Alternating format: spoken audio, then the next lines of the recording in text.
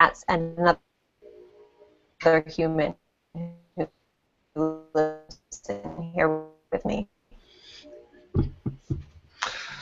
Right. Hey guys, welcome to episode 98 of WP Roundtable. I'm Kyle, and I'm happy to be here with you on this very fine Monday. Mark, how are you doing today? I'm just swell, and but the swelling's gone down. I'm in Milwaukee, Wisconsin. That's good, that's good. So, you ready to talk about some WordPress stuff? Sure. Sure. You ready to get to know Beth Soderberg?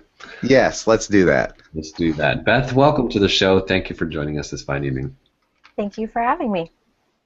So, Beth is a independent consultant, as I understand it, newly independent consultant doing WordPress work in the Washington, D.C. area. We're going to learn a lot about the work that you do and your past and the things that you're involved in and things you're trying to accomplish. I'm very excited to learn all about that. So thank you. First off, though, we're going to talk about our quick picks of the week real fast. This is just where everybody shares something that we think is interesting, maybe that we've come across recently that we want people to know about. So I just dropped 3 links. So I'm going to probably be the leader. I don't know if you guys are going to top me, but I got 3 quick picks this week. If you stole my one and only quick pick again this week, I'm going to have to drive there and kill you or something. It's really easy to say, well, you stole my quick pick. It is easy to say. This is probably my career high, 3 picks in one day. So I've got a post from Ryan Sullivan about building a better LoopConf. He had a lot of interesting insights. He talked about building LoopConf last year. That sounded like a really amazing event. I didn't get to go, but I watched some videos, so that kind of counts.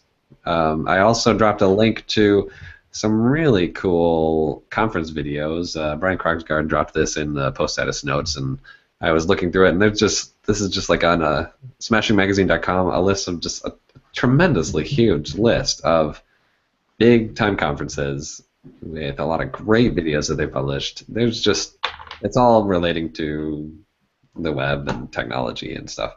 So it's good stuff. And then there was another post from Josh Pollack, a former guest of the show, talking about WordPress and SaaS. And That's a good That's a really good post, by the way. Yeah, I appreciated his insights because so much buzz about this SaaS stuff. You know, like, oh, everything should just now be SaaS. That's the next step. But he had some good points to make. Hold your horses, folks. It's not that simple. Right. Mark, what do you got for us? So our friend, or my friend, Jeff Madsen, just this week released a new plugin called NotifyBot. And you can read about it at notifybot.io. And it's really cool because you can set up WordPress to notify you of all sorts of things.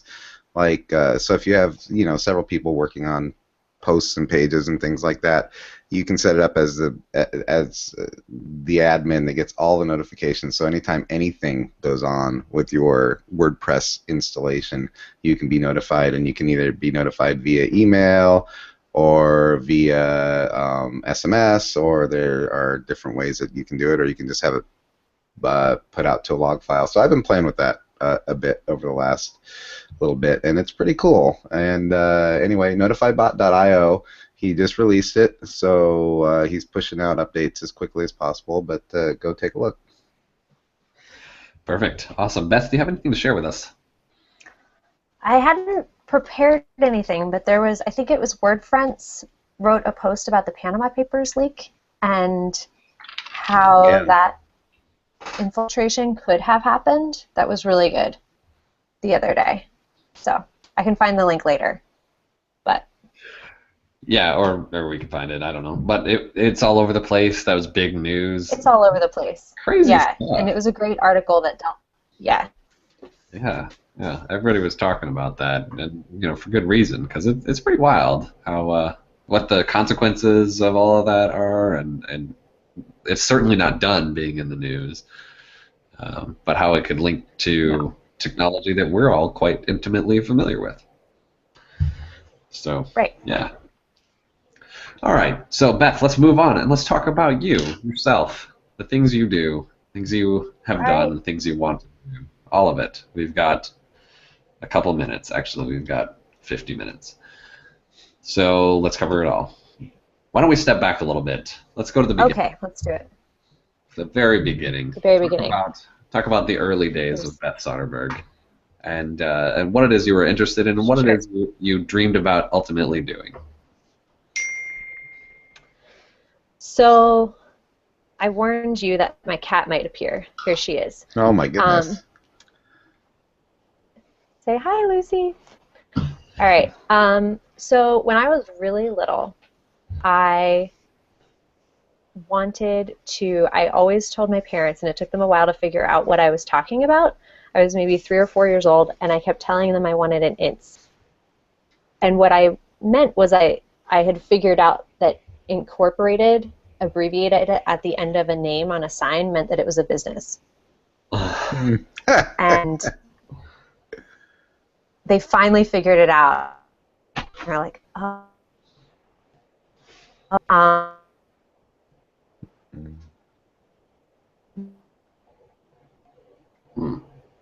wanted to be a painter. And then I wanted to be a financial planner, I think. I went through a lot of phases, but at the root of it was always things that were creative and things that were sort of independent from a traditional mold that people might want to be in. Like, I really wanted to be Monet, like the person. So I was very far-reaching in my aspirations for what I thought was possible, including being other humans. Wow. So sounds unique. So I was a little really nerdy kid. Oh, there's nothing wrong with that, actually. That's often quite a good There thing. isn't. So where did these unique aspirations take you early on when you started to pursue an education and get your first jobs? My first job was at Blockbuster, which ages me, because that clearly no longer exists. And that job was because my best friend in high school felt bad quitting his job, and so I took his job. And he applied for it for me. I just showed up. So it began my also have.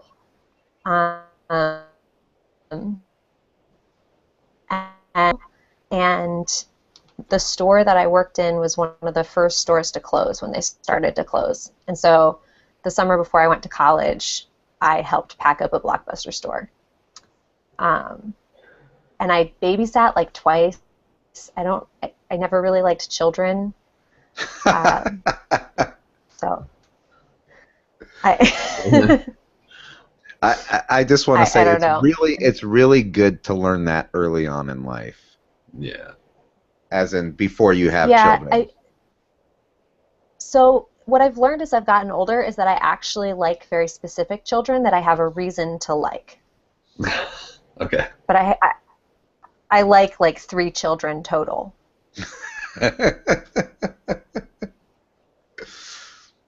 That's awesome. So I do actually want children eventually, but I would like them better if they arrived at the age of like 12. Let's talk about that a little bit later. Yeah. I have a little bit of experience with that. Yes, Mark does. Yeah. All right. So Blockbuster wasn't really your future. What? It wasn't. It was road no one's did you future. take after that? It was no one's future. It was no one's exactly. I went to college at American University, which is in D.C., and I went in. I think I was declared as a women's studies major and as a psychology major when I went in, which is ultimately what I graduated with. I have 2 bachelor's degrees, one in women's and gender studies and one in psychology that was very neuroscience oriented, which was kind of cool, though not what I anticipated studying. I thought I was going to be a therapist. That was my goal early on. And I was really into the women's and gender studies stuff because I had done a lot of work with the Gay Straight Alliance in my high school. And I kind of like transitioned into feminist academic studies from that. And after a little bit, I got bored and dropped the women's studies major. And then I picked up a painting major, and I was a painting major for like a year and a half.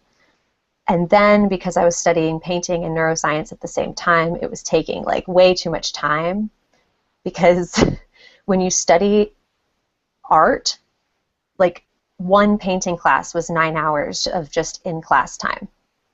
And it took an insane amount of time. And then the same thing happens when you're studying science.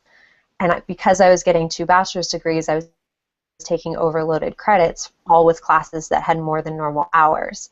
So there was one semester where I think I had like 32 hours of in-class time. It was crazy. Wow. So I broke down and dropped the painting major and picked women's studies back up again. It really sounds as though, you can say whether this is accurate, but it really sounds as though you were kind of blazing your own trail. And I'm curious whether there were other people in your life saying painting, neuroscience, women's studies, psychology. How are you making these decisions about what to do academically? That's a really good question. So my parents very firmly believe that college is to teach you critical thinking and that it doesn't matter what you study. So unlike most people, I had total parental permission to go for it and to do whatever I wanted and whatever I found satisfying. So unlike most people who were in neither the painting or the women's studies program, less so in the psychology department, my parents they didn't see what I was doing as a problem. And so I was making decisions. I dropped the painting major because I truly didn't have time to do it, and I was not sleeping enough. And the decision to go back to women's and gender studies was because I looked at my transcript and I realized that I had, and the only reason I was getting 2 degrees was because I didn't want to graduate early. There was a whole complicated logistics to that, but I had too many credits and I had no idea what I wanted to do with my life, so I wanted to hang out in college. And I recognized that I had like 70% of the credits I would need for a women's and gender studies degree, so I went back to do that. And that the women's and gender studies degree and the painting, the year and a half of painting, are easily the most useful things that I did. I was a tour guide in college. I was extremely shy, like painfully shy. Turn red when you get asked a question in class type of shy. And I recognized that that was a problem, but I didn't really want to risk it, so I became a tour guide, being a tour guide. And my senior year, I managed the whole, the student arm of admissions. So the tour guides, the overnight hosts, the people who chat with you on the internet. And during the summers, I gave tours too. So I got over being shy by being a tour guide, which was easily the best thing I did for myself in college, I think. Wow, that's remarkable.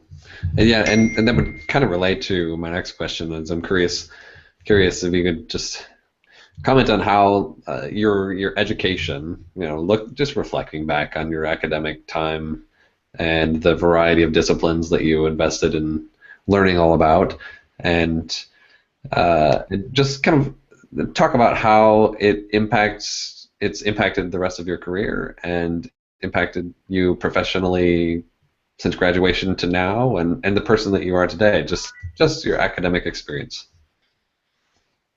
Sure. So I think that I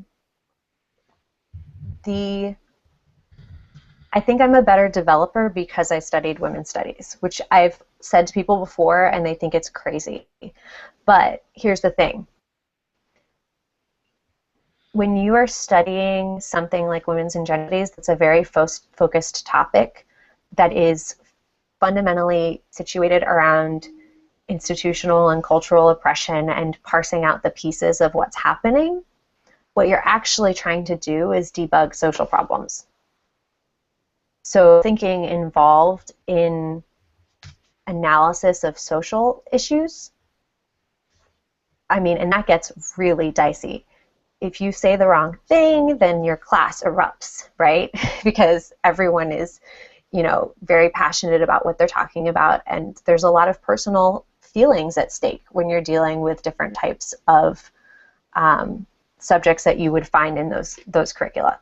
So you learn to think and speak in a way that is very specific. And as a developer, I think that that way of thinking has helped me learn to be better at working through problems or at seeing what, you know, which pieces of what I'm looking, because sometimes it's not the things that you expect. And that's true in both real life and also in code. So I think that's that. And then I have also, since then, worked in a lot of social justice-oriented organizations and with different groups that are directly tied to the same type of people that would do something like study women's studies. Though there is a huge difference between academic feminism and politics and how that actually operates, but that's a whole other issue for a totally different podcast. So. It's such a fascinating thing because obviously, like my first reaction to your statement would have been like everyone else, like I don't see it. But you laid it out in such a way that it seems perfectly clear, and I can totally see the parallels now where not mismanaging a social situation or using the improper syntax of our language can result in, you know, what would be the equivalence of a fatal error in programming. Mm-hmm. The things that have, you know, direct consequences and what lies beneath is quite delicate and specific. There are rules involved that must be followed, and troubleshooting, debugging. I like the way you put that. And how long has it been that you like kind of reflected and come to this kind of revelation?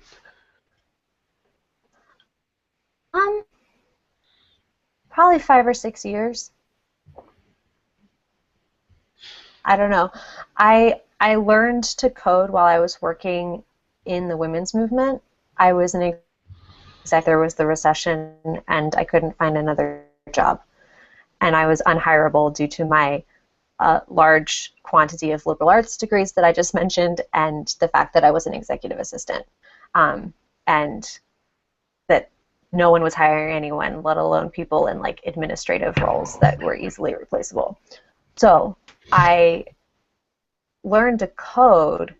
It started out that the person who was the IT director, who you may know, she is also very involved in the WordPress community, Courtney O'Callaghan.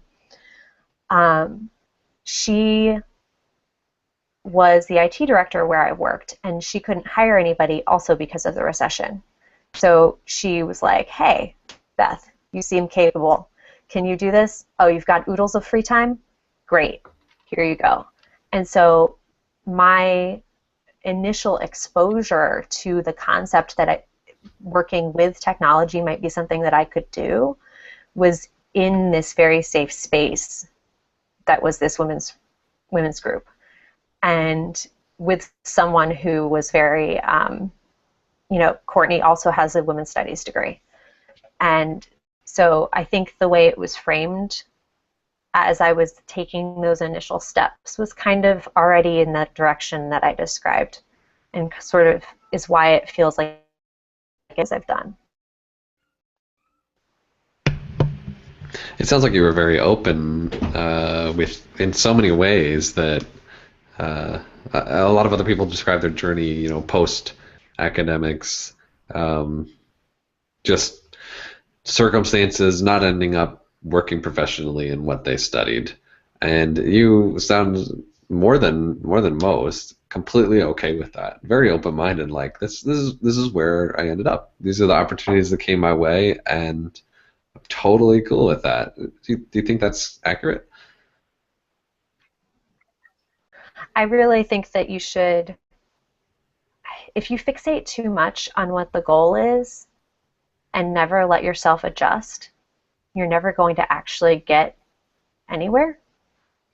Um, and the, that like super trite phrase about the journey being the more important than the destination, I think that that's true. And I think that if you focus too much on where you're going, you'll get frustrated and sort of dejected along the way, because what's the point of thinking about something that might happen in 5 years when you can focus on what you're doing now? But, I always think you should have a goal, but I think that you should monitor and adjust as you're working towards it so that you're taking advantage of whatever interests you develop or whatever opportunities pop up in front of you. but and don't you think that that's just kind of part of an extension of the philosophy that your parents instilled in you with the whole? Uh, I mean, you said that they didn't really care what you did at college because college is about learning critical thinking, but isn't that's still part of the whole process, right? Where you're, even in life, it's still critical thinking your way out of everything every single day, every single moment, right? So Yep. it's not as much planning ahead as it is, being able to look at each situation and take what you know and apply what you know to what you're doing at that moment, right? Mhm. So isn't it, wouldn't you say it's kind of the same, kind of an extension of that? I think I'm saying it a I little think bit so. off from what I want to say, but I think you probably get what I'm trying to say. Yeah, I get what you're trying to say, and I think Yeah. that that's true. I think Yeah. that's very cool that your parents had that attitude, by the way. Yeah, I have pretty awesome parents. I didn't realize quite how cool they were until later. I never didn't like them. I never had that like super rebellious Hmm. I hate my parents stage, Hmm. but I didn't realize quite how a little bit unorthodox they were in their approach until much later when I realized that everyone's parents weren't like that. So I'm lucky that they were though. You do sound very lucky in a lot of ways, and that's really a good attitude about stuff. So bring us up to today, if you will. You got introduced to some technology. That's where you were. You started That's to talk a little where bit I about, was. and what opportunities arose from that, and how did that eventually lead to where you are at this time? So what happened was Courtney somehow got this little nonprofit to fund me to go to WordCamp Boston in 2010. And so we went, and it was really cold. It was in January, and I had never been to Boston before, and we got lost on the way there, and it was freezing. Um, and I went under the guise that I was a content writer, which was accurate. I mean, I was writing content for this organization every day, and that I needed to know how to use WordPress because she was moving everything from either static ASP.NET generated pages, or I think she actually had some movable type that might have been working. I'm not sure about actually functional movable type installations that she had, but she was starting the process of moving everything to WordPress. And so she convinced them to fund me to go under the logic that I would need to know how to use WordPress as a user and as a writer. And so I went to WordCamp Boston, and I got bored about 2 or 3 in the like blogger talks. And there's nothing wrong with writing. I did it for a long time professionally, and I like to write, but I think I was already at the point in my writing part of my career where the stuff that was in those talks was things I already knew. So I started just picking random sessions and trying them out to see what would happen, and to see what would be interesting. And so I started going to the developer talks, even though I knew nothing. I didn't know what any of the words meant. Like Ajax was like a cleaner. I was truly, I had no clue what any of the words meant, but it was really interesting. And that kind of put the bug in. And at first it was if I learn to code a little bit, I'll be able to get a better job. And then it was, our web content person just left, like the person who managed all the communications. Maybe I should take her job. So I did. And then I spent a long time sort of dilly-dallying about in between the content space and the code space, and admittedly not trying all that hard to figure out the code space. And I have to give Courtney a lot of credit, because one day, I will never forget it, she was like, "You are wasting your time. You need to pick a goal. I don't care if you change it later." This is similar to what I was saying, actually.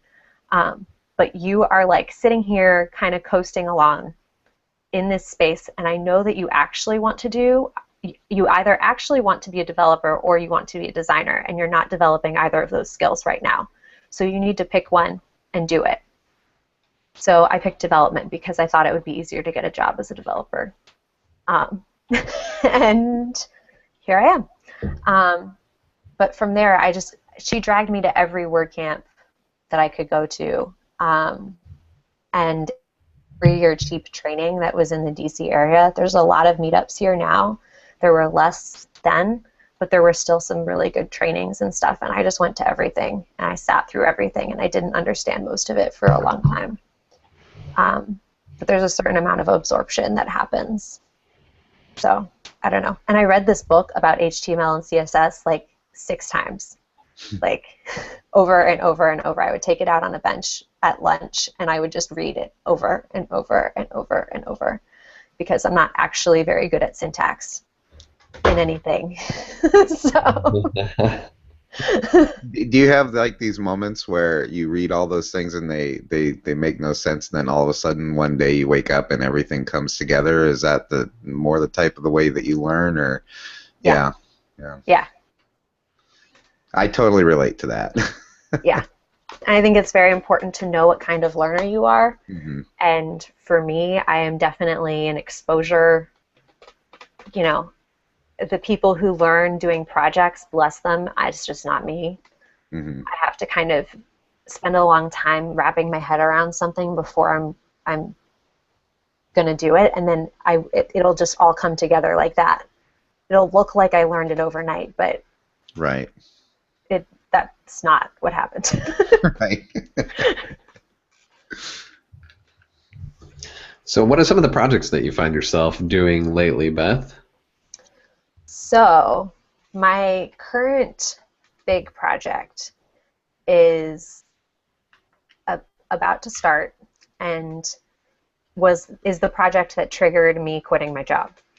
I have these long ties to this group, this women's rights group that I've mentioned, and I had been helping them every once in a while because they kept getting hacked.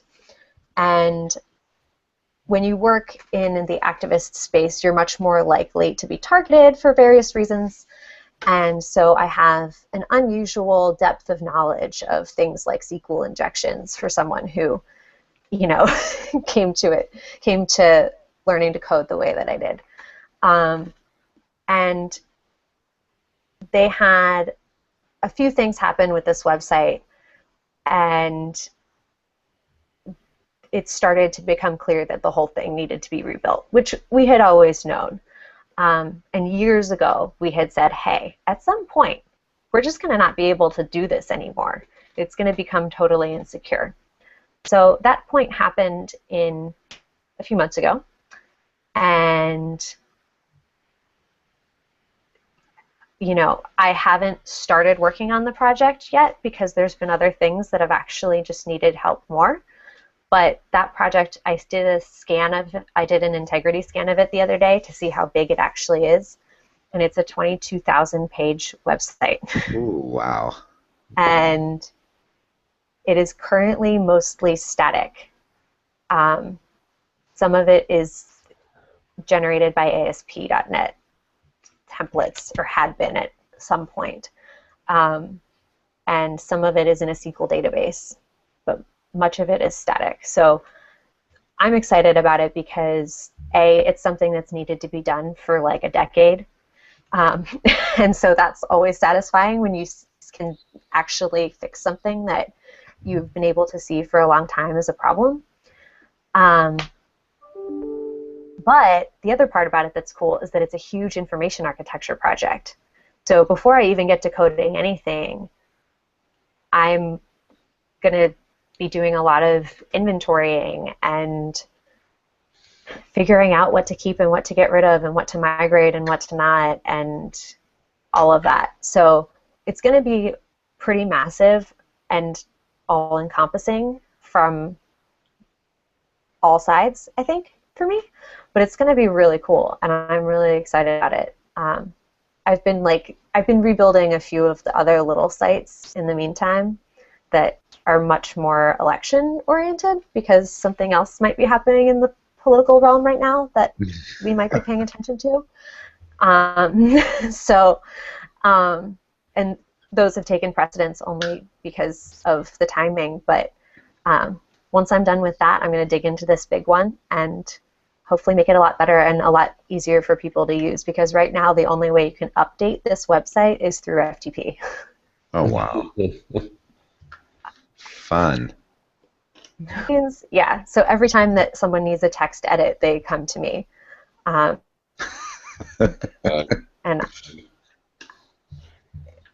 so many things about that are wrong. Yeah.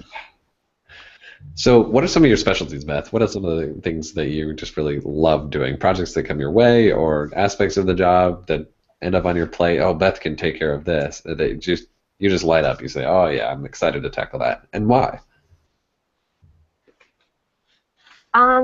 So I like the design of interfaces.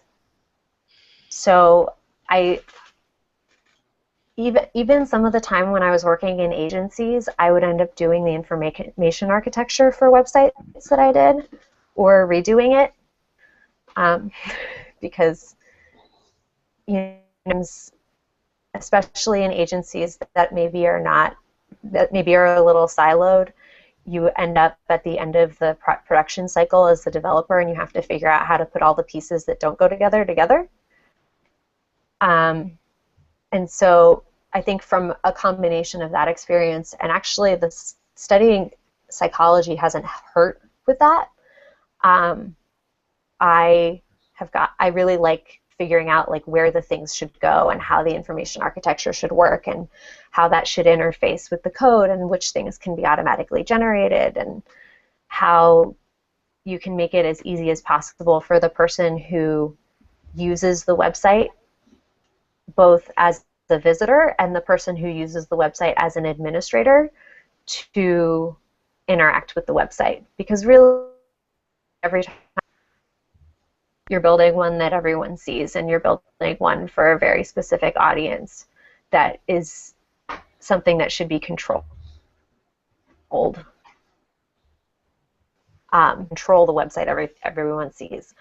And there's no reason in my mind that people should be afraid of their websites. I had a client recently who had been ignoring me I would email again, and then I would call. Finally, that would usually result in some sort of response that I needed for this project. And recently, the client to use their website, and even the training, scheduling the training was like delayed, and I couldn't figure it out. And I get there to train this person, and I realized after meeting this woman that the reason she had been ignoring me the whole time was because she didn't want a new website, because then she would have to manage it, and that was a terrifying thing. And not being able to even access the website that they currently had was much less scary to her than having a website that she would have to maintain content on and manage in some way. And, you know, that's the kind of thing, like, by the time I left, she felt, you know, she seemed to feel pretty good about it. And we launched that site, and I've checked, she's made changes on her own. They have flowed into the right places, just as you would hope. She has asked me a few questions, but they're totally reasonable. You know, she's not someone who's technical. Her role in the business that she works for is something totally different, and that's what her specialty is supposed to be. Managing her website should be a tool for her, not something that's scary that impedes the business. So I don't know. I think the combination of all of those things is kind of what makes me get excited about things. And I am still a shy, introverted person. I'm totally an extroverted introvert. And I do like sitting by myself and coding for hours and hours. But then I like to talk to people in between that. So, you know, but yeah, those are a few of the things, I think. Another thing that you've talked a little bit about, or that we discussed previously, is the realization that came to you that you weren't satisfied with your previous role and you needed to make a change. Can you tell us a little bit about how you came to that realization, what was going through your mind, and why you believe you're doing the right thing for you right now? So there was a little bit too much Drupal in my life. Short answer. So there was that.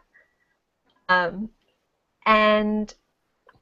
what I started to realize was that excited and passionate about I was doing outside of work. I was going to work, and I was doing a good job, and I was working on a team that was awesome. And I, you know, I like talking to clients, and there were some great project managers, and all of those things were good. But the stuff that really was the piece, that was all happening at night or really early in the morning. And I do a lot of volunteer work, and I was starting to spend all of my free time functionally working. Not necessarily paid work, but, you know, doing things that could be classified by most people as work. And that was what I was getting my satisfaction from. And then when this website kind of died in a way that was sort of sad and dramatic, it was like, okay, this is an opportunity to help these people that I've worked with for a long time with something that, you know, clearly needs to happen right now. But it's also an opportunity for me to refocus much more on Word, much on Drupal, and sort of play to the strength that I think I do have, which is that I am very driven on my own, which is why I was killing myself to do all of these things outside of work. But then that resulted in me not sleeping, and my fiance never seeing me, and my parents never hearing from me, and, you know, like, that's not a way to live. My fiance actually instituted an incentive program for me over the holidays, a shiny star sticker for every hour spent doing something that is relaxing or productive for myself. So, and if I am required to get 5 stars a week. So 5 hours, a huge struggle to get 5 stars. But there are financial penalties if I don't get to 5 stars. So I have made this shift in my life. Last week, I just counted today, I got 12 stars last week. And so I think a lot of my life balance is shifting because now I'm able to do all those things that I'm passionate about during the day. I'm still working some weird hours. I think that's just part of my nature, but I am also making time for things like going to lunch with my mom or, seeing friends, having coffee, planning my best friend's baby shower, all of those things that are important parts of life that I wasn't necessarily making time for before because I was having a hard time sort of balancing what I was doing with what I really wanted to do. And are there financial gains for getting more than 5 stars in a week? There are not. Well, I am told that seems to me like you made a bad deal. Well, right. I advocated for financial gains for more than 5 stars. Mm-hmm. But I was told that taking care of oneself shouldn't be something that is rewarded monetarily. So it's the old you get satisfaction for a job well done mentality for doing more than 5 stars. I see. That sounds like you're bargaining with your dad or something. Yeah. Well, builds character. I had the same conversation with my dad in 5th grade when I realized everyone else was getting paid for their good grades and I wasn't. Right. Yeah. He told me basically the same thing. I never got paid for it. You know how we feel. So there. Yeah. I never got paid for my good grades either, but I showed them and just didn't get good grades, so. Yeah. I got good grades anyway. Yeah. But it did make me stop caring so much. There's something to that. Yeah. So look back. Here's something that we like to, just chat about just for kicks. Looking back at the projects you're doing now on your own, that you've done with the agency you worked for, or just anything in the past that related to web dev. What are some of those nightmare projects, the haunting ones from the past that at the time were just making your life miserable, and now you look back and shudder or laugh or just thank the stars above that you're no longer involved in that? Or you're still dealing with it. You could be. So I don't have any like that right now. Yeah.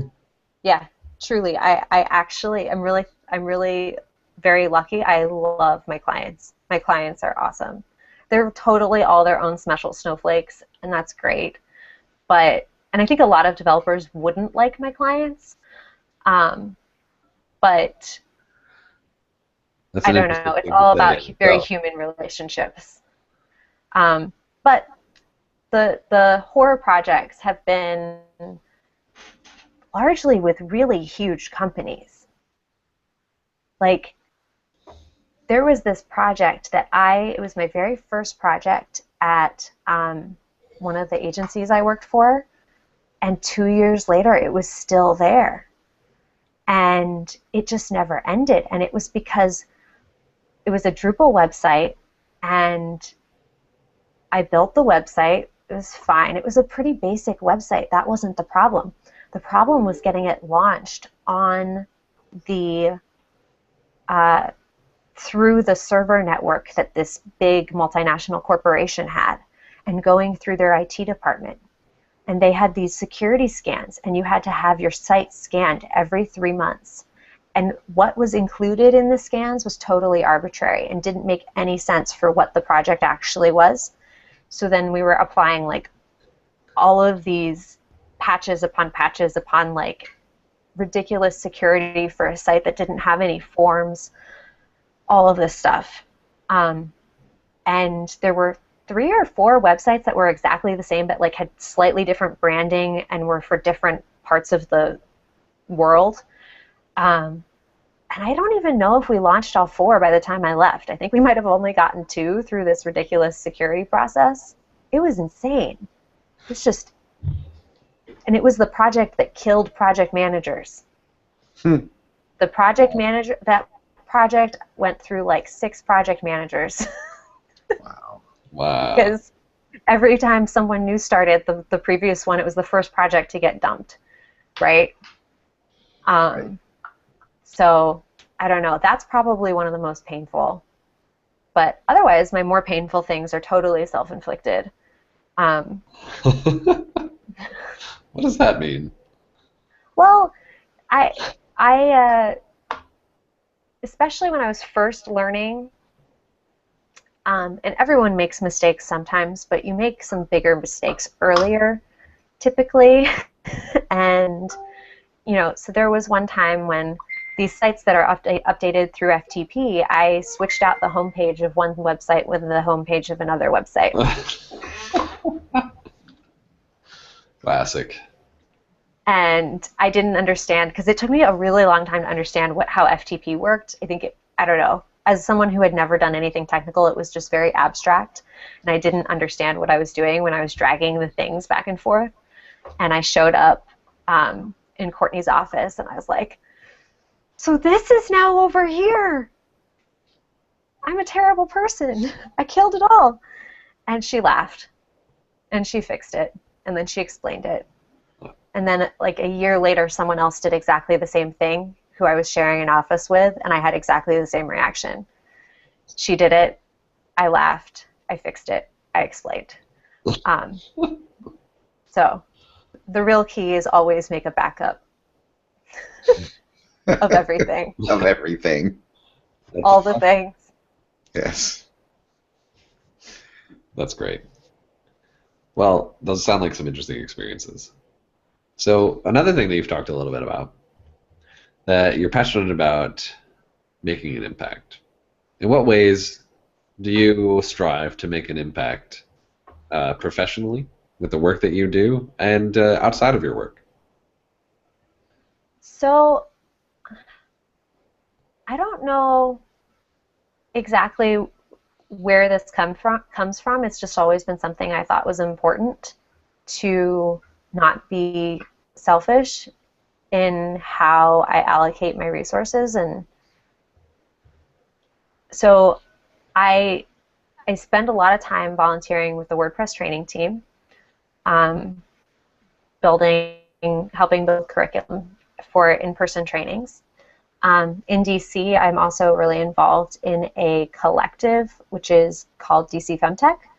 And DC Femtech is a collective of women in tech groups and allied organizations that basically serves to amplify each individual piece of the whole. And the coalition has some events, but most of the time and effort is spent in sort of bolstering those other pieces. So for that, I've planned some learning how to network events. And right now I'm planning a hackathon. This is the second year for the hackathon. And my role for that has been and still is a nonprofit project wrangler.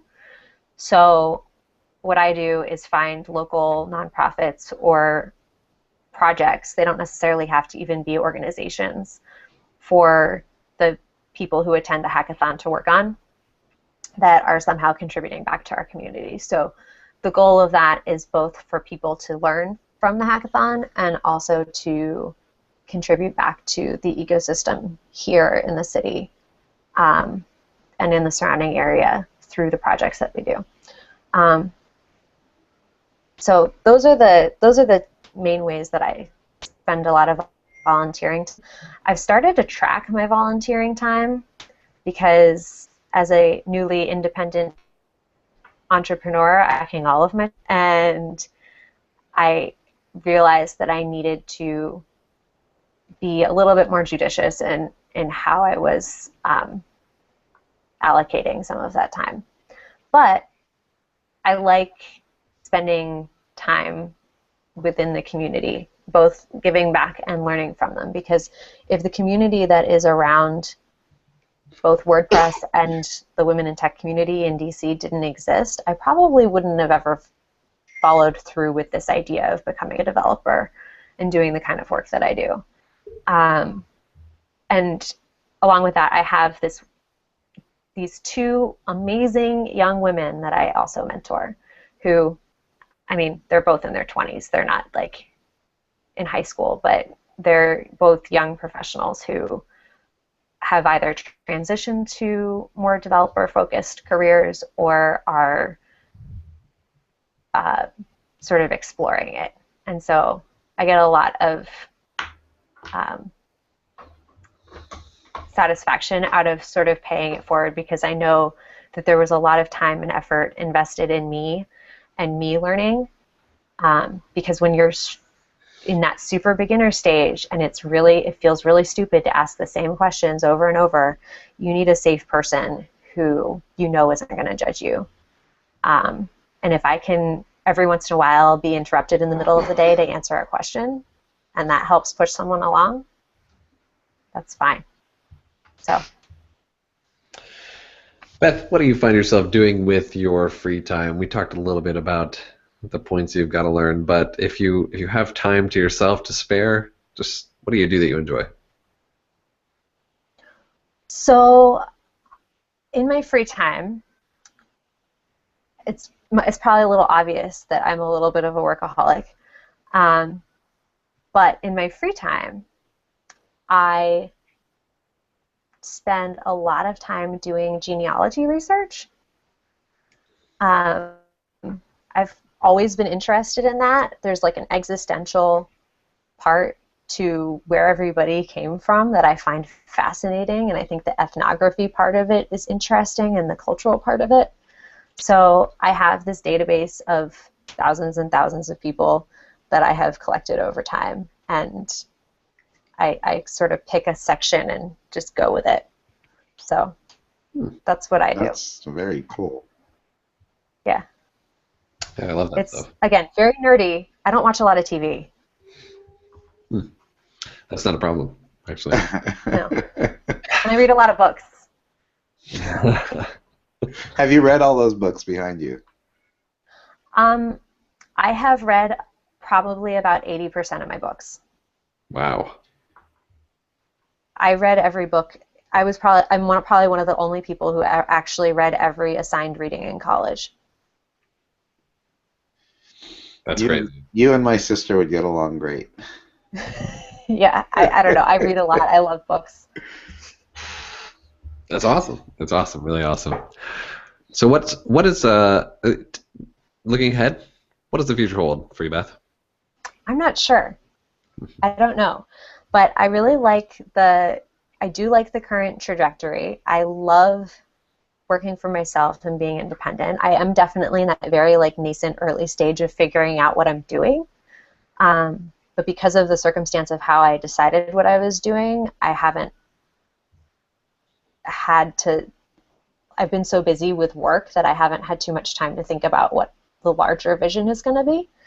But I don't think it's going to be called Beth Soderberg LLC forever. I just don't know what it's going to be. Well, you got to have that ink after your name. I know. I was so disappointed when I went to register myself, and I knew I needed an LLC, and it's just not the letters I wanted. But yeah, I don't know. I'm very happy being an independent person, and I'm not entirely sure where I'm going to take that, but so far so good. So we'll see. Just a couple more quick questions for you, Beth, before we wrap up. Yeah. What's on your calendar this year? Where might people bump into you locally, or if you do any traveling in 2016? So the DC Femtech Hack for Good is going to be in either very late May or early June in DC. And I am really sad because 2 of my favorite WordCamps and a WordCamp I really wanted to go to are all in the same weekend. WordCamp New York, WordCamp Boston, and WordCamp Lehigh Valley. And I don't know what to do. So, yeah, I don't know. I'm struggling. You'll just have to attend one and live stream the other 2 from your iPad and laptop. Well, or you could go to one like you could do New York one day and Boston the next day. You could probably pull that off. Yeah. Yeah, I don't know. Crazy. There's a certain amount of masochism that's required to do that. Oh no, that is a story to tell. Yeah. That's not But is that masochism. That is storytelling right there. That is future Right. storytelling.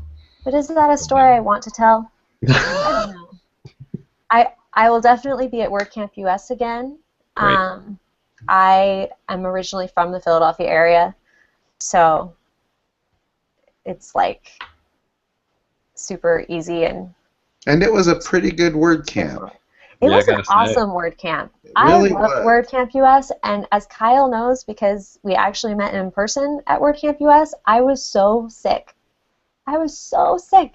So I really Mm, want to go to WordCamp US and not be ill. that would be a good thing. That would be a great thing. So, yeah, those are the kind of So WordCamps I'm thinking. And WordCamp something to shoot Pittsburgh for. in Pitts- September. Yeah, Switzerland? Pittsburgh. Not as exciting as Switzerland, but really nice people. I don't know. It's a toss-up. when is WordCamp Pittsburgh? September 17th. Oh, you see, you're shooting for the same weekend that we're doing Milwaukee. Oh, I'm not supposed to say that out loud. I'm sorry. It's on the air now. Yeah. Well, and so WordCamp Pittsburgh is a first-time WordCamp, Mm, and I know some of the people who are organizing it through the WordPress training team, and they're awesome, and I definitely want to go and support what they're doing. right. So, and it's a mere 2-hour drive. Not that I have a car. Wow. I'll probably take a bus. It's on my radar, but it's more like a 6-hour drive from where I'm at. Certainly Yeah. considered it, but So- I'll make my mind up later. Those are my WordPress-related travel plans. It's pretty good. How about Drupal-related travel plans? There are none. Oh, Well, now we're getting into like, masochism again, right? Well, so here's the thing about Drupal. I took a job doing mostly Drupal because I only really knew WordPress, and I thought that learning Drupal would make me a better developer, which it did. And I don't hate Drupal. I actually think that it's good for a lot of things. I just don't want all of my time to be about Drupal, and for the last few years, so much of my time has been about Drupal that I'm kind of over it. Like, it has absolutely nothing to do with the Drupal WordPress rivalry that exists some places, Right. and everything to do with the fact that, like, I just like working in WordPress better. there you go. I don't. No drama. Yeah, there's no real drama, it's just personal preference. Last question for you, Beth, before we go. Who are some people that you would recommend that we have on the show for future episodes? So I knew you were going to ask me this question, and Nobody knows that's coming. you always ask this question. And you've interviewed so many awesome people. So, I do think you should talk to, I've mentioned her a few times, I think you should talk to Courtney O'Callahan. She is now running a really cool set of WordPress projects from within the government. And so, because government previously has been Drupal land, so she's been sort of paving the WordPress way in government. And then there's, like, have you talked to Kevin Cristiano? No. He would be fun. I love Kevin. He's a lovely person.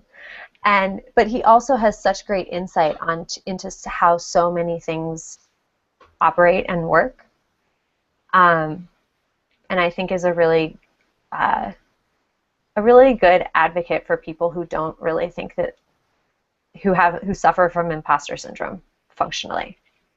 I think he's a really good ally for those people. Great. Great. Those are good suggestions. Thank you for that. You're welcome. Well, at this point, our hour is pretty much up, and it flew by fast. We covered a lot of things, not everything we wanted to, but we learned a lot about you, Beth, and got some really good insight. I appreciated some of the advice that you had and some of those great anecdotes that you were able to share. So thank you very much for joining us on episode 98, and I wish you all the best with your future endeavors. Thank you for having me. It was great to chat. Thank you so much, Beth. Can't wait to see you at some events in the future. Yes, in person and not sick. It'll be great. Not sick. So, from all of us at WP Roundtable and Beth at Beth Soderberg Inc. LLC, Future Inc. Future Inc. Future Inc. Yeah. Future Inc. It's really just. There. Yeah. I don't know. My name's the only thing I'm never going to lose, so I figured it would work. Yeah. Well, anyway. Maybe you should just change your name. No. I mean, just add Inc. to the end of your name, and then wherever you go, you'd be an Inc. Personal branding thing, yeah. There you go. I don't know if that's really going to work for me. Okay. All right. No one ever said I came up with great ideas. Yeah. Well, have a good night, though, and I appreciate the thought. All right.